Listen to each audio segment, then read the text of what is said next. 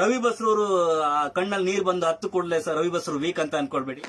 ಎಲ್ರಿಗೂ ನಮಸ್ಕಾರ. ನೀವು ನೋಡ್ತಾ ಇದ್ದೀರಾ ಲಕ್ಕೇಶ್ ಯೂಟ್ಯೂಬ್ ಚಾನಲ್. ಕೆಲವು ದಿನಗಳಿಂದ ರವಿ ಬಸ್ರೂರ್ ಅವ್ರದ್ದು ಒಂದು ವಿಡಿಯೋ ತುಂಬ ವೈರಲ್ ಆಗಿತ್ತು. ಆ ಒಂದು ವಿಡಿಯೋದಲ್ಲಿ ರವಿ ಬಸ್ರೂರ್ ಅವರು ತುಂಬ ಅಳ್ತಿದ್ರು. ನೀವು ನೋಡಿದ್ದೀರಾ ಆ ಒಂದು ವಿಡಿಯೋನ ಅಂತ ಅನ್ಕೊಳ್ತೀನಿ. ಸೊ ಇವಾಗ ರವಿ ಬಸ್ರೂರ್ ಅವರು ಒಂದು ಹೊಸ ವಿಡಿಯೋ ಮಾಡಿದ್ದಾರೆ. ಆ ಒಂದು ವಿಡಿಯೋದಲ್ಲಿ ಅವರು ಕ್ಲಾರಿಫಿಕೇಶನ್ ಕೊಟ್ಟಿದ್ದಾರೆ. ಹಳೆ ವಿಡಿಯೋದಲ್ಲಿ ಅವರು ಏನು ಕತ್ತರು, ಜೊತೆಗೆ ಆ ಒಂದು ವಿಡಿಯೋ ಹೇಗೆ ವೈರಲ್ ಆಯಿತು ಅನ್ನೋ ಒಂದು ಕ್ಲಾರಿಫಿಕೇಶನ್ ಕೂಡ ಕೊಟ್ಟಿದ್ದಾರೆ. ಅವ್ರು ಏನು ಕ್ಲಾರಿಫಿಕೇಶನ್ ಕೊಟ್ಟಿದ್ದಾರೆ ಅಂತಂದರೆ, ಆ ಒಂದು ಸಿನಿಮಾ ಗಿರ್ಮಿಟ್ ಸಿನಿಮಾ ಏನಿತ್ತು ಅದು ಹಿಟ್ಟಾಗ್ಲಿಲ್ವಲ್ಲ ಅನ್ನೋ ಒಂದು ಬೇಜಾರ್ಗಲ್ಲ ಅವ್ರು ಹತ್ತಿದ್ದು, ಅಥವಾ ಆ ಒಂದು ಸಿನಿಮಾ ದುಡ್ಡು ಮಾಡಲಿಲ್ವಲ್ಲ ಅನ್ನೋ ಒಂದು ಬೇಜಾರ್ಗಲ್ಲ ಅವ್ರು ಹತ್ತಿದ್ದು ಒಂದೇ ಕಾರಣ ಅಂತೆ. ಏನಂತಂದರೆ, ಆ ಒಂದು ಸಿನಿಮಾ ಮಕ್ಕಳ ಸಿನಿಮಾಗೆ ಯಾರು ಬಂದು ಕೈ ಜೋಡಿಸಿಲ್ವಲ್ಲ, ಯಾರು ಬಂದು ಸಪೋರ್ಟ್ ಮಾಡಿಲ್ವಲ್ಲ ಅನ್ನೋ ಒಂದು ಬೇಜಾರಿಗೋಸ್ಕರ ಅಂತೆ ಅವರು ಹತ್ತಿದ್ದು. ಓಕೆನಾ. ಜೊತೆಗೆ ಈ ಒಂದು ವಿಡಿಯೋ ಏನು ಮಾಡಿದ್ರು, ಹಳೆ ವಿಡಿಯೋ ಏನು ಬಂದಿತ್ತು, ಆ ಒಂದು ವಿಡಿಯೋ ಜಸ್ಟ್ ಎಲ್ಲ ಪಬ್ಲಿಕ್ಕೆಲ್ಲ ಅವರು ಶೇರ್ ಮಾಡಿರಲಿಲ್ಲ. ಜಸ್ಟ್ ಅವರಂಥ ತಂಡದ ಜೊತೆ ವೈಯಕ್ತಿಕ ವಿಡಿಯೋ ಮಾಡಿಕೊಂಡು ಅವರ ತಂಡದ ಜೊತೆ ಶೇರ್ ಮಾಡಿದ್ದಾರೆ. ಓಕೆನಾ.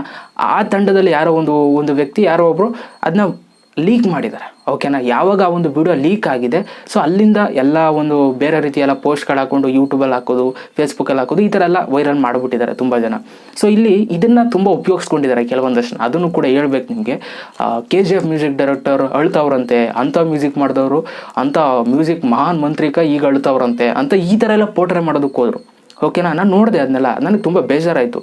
ಏನಕ್ಕೆ ಅಂತಂದರೆ, ಈಗ ಒಂದು ವ್ಯಕ್ತಿನ ನಾವು ಆರಾಮಾಗಿ ಕೆಳಗೆ ತಂದುಬಿಡ್ಬೋದು. ಓಕೆನಾ. ಅವ್ರನ್ನ ಲೋ ಕ್ಲಾಸ್ ಮಾಡಿಬಿಡ್ಬೋದು. ಆ ಕೆಲಸ ನಾವು ಮಾಡಬಾರ್ದು. ಓಕೆನಾ. ಅದು ನಮ್ಮ ಕನ್ನಡದವ್ರನ್ನೇ ಆ ಥರ ಮಾಡಬಾರ್ದು. ತುಂಬ ಜನ ಆ ಥರ ಪೋಟ್ರೆ ಮಾಡಿದ್ದೀರಾ. ಓಕೆನಾ. ರವಿ ಬಸ್ರೂರ್ ಅವರು ಆ ಒಂದು ವಿಡಿಯೋ ಯಾವಾಗ ಲೀಕ್ ಆಯಿತು, KGF ಮ್ಯೂಸಿಕ್ ಡೈರೆಕ್ಟರ್ ಅಳ್ತವ್ರಂತೆ, ಇನ್ನು ಮ್ಯೂಸಿಕ್ ಮಾಡ್ತಾರೋ ಮಾಡಲ್ವಾ ಅನ್ನೋ ಥರ ಎಲ್ಲ ಪೋಟ್ರೆ ಮಾಡಿದ್ದಾರೆ. ಅದೆಲ್ಲ ಬೇಡ. ಓಕೆನಾ. ಆಮೇಲೆ ತುಂಬ ಜನ ಫೇಸ್ಬುಕ್ಕಲ್ಲಿ ಕಮೆಂಟ್ಸ್ಗಳು ನೋಡಿದೆ, ತುಂಬ ಕಮೆಂಟ್ಸ್ಗಳು, ರವಿ ಬಸ್ರೂರ್ ಅವರು ಅಂಥ ಮ್ಯೂಸಿಕ್ ಮಾಡಿದವರು ಇವೆಲ್ಲ ಬೇಕಾ, ಅಳಬೇಕಾ ಅನ್ನೋ ಥರ ಎಲ್ಲ ಕಮೆಂಟ್ಸ್ಗಳನ್ನ ಮಾಡಿದ್ದೀರ. ಅದು ಅವರ ವೈಯಕ್ತಿಕ. ಓಕೆನಾ. ಆಮೇಲೆ ತುಂಬ ಜನ ಎಲ್ಲ ಪೋಸ್ಟ್ಗಳಿಗೆಲ್ಲ ರಿಯಾಕ್ಟ್ನ ಮಾಡಿದ್ದೀರಾ, ನಗೋ ಥರ ಎಲ್ಲ ಸಿಂಬಲ್ ಕಳಿಸಿದ್ದೀರಾ. ನಗೋ ಥರ ಎಲ್ಲ ಸಿಂಬಲ್ ಕಳಿಸಿದ್ದೀರಾ ರವಿ ಬಸ್ರೂರ್ ಅವರ ಒಂದು ಪೋಸ್ಟ್ಗೆ.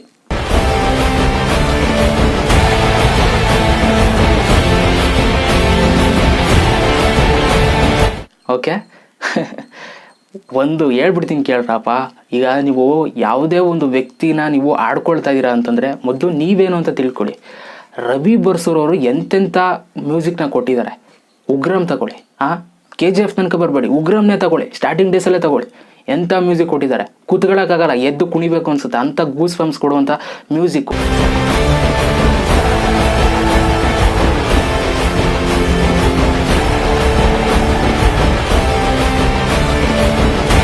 ಅಂಥ ವ್ಯಕ್ತಿನ ನೀವು ಅವ್ರೇನೋ ಒಂದು ವಿಡಿಯೋ ಬಂದಿದೆ, ಏನೋ ಅಳ್ತವ್ರೆ ಅಂದಾಗ ನೀವು ಸಿಂಪಲಾಗಿ ಆಡ್ಕೊಳ್ತೀರಾ ಅಲ್ವಾ, ಸಿಂಪಲಾಗಿ ಆಡ್ಕೊಬಿಡ್ತೀರಾ. ಸೊ ಯಾವುದೇ ಒಂದು ವ್ಯಕ್ತಿನ ಆಡ್ಕೊಳ್ಳೋದಕ್ಕಿಂತ ಮುಂಚೆ ನೀವೇನು ಅಂತ ನೋಡ್ಕೊಳ್ಳಿ. ಓಕೆನಾ.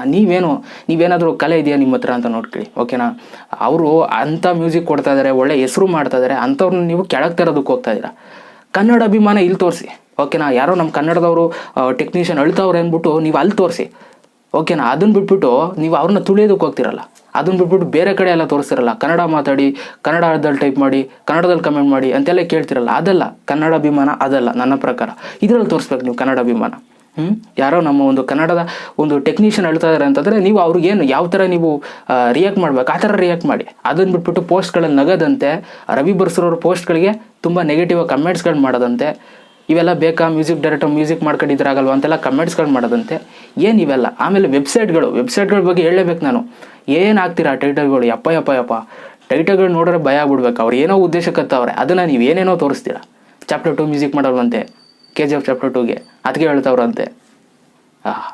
ಏನು ವೆಬ್ಸೈಟ್ಗಳು ಮಾಡ್ಕೊಂಡಿದ್ದೀರೋ ಬಿಡಿ, ಇವ್ರ ಬಗ್ಗೆ ಮಾತಾಡ್ತಾನೆ ಇರೋದು. ಓಕೆ.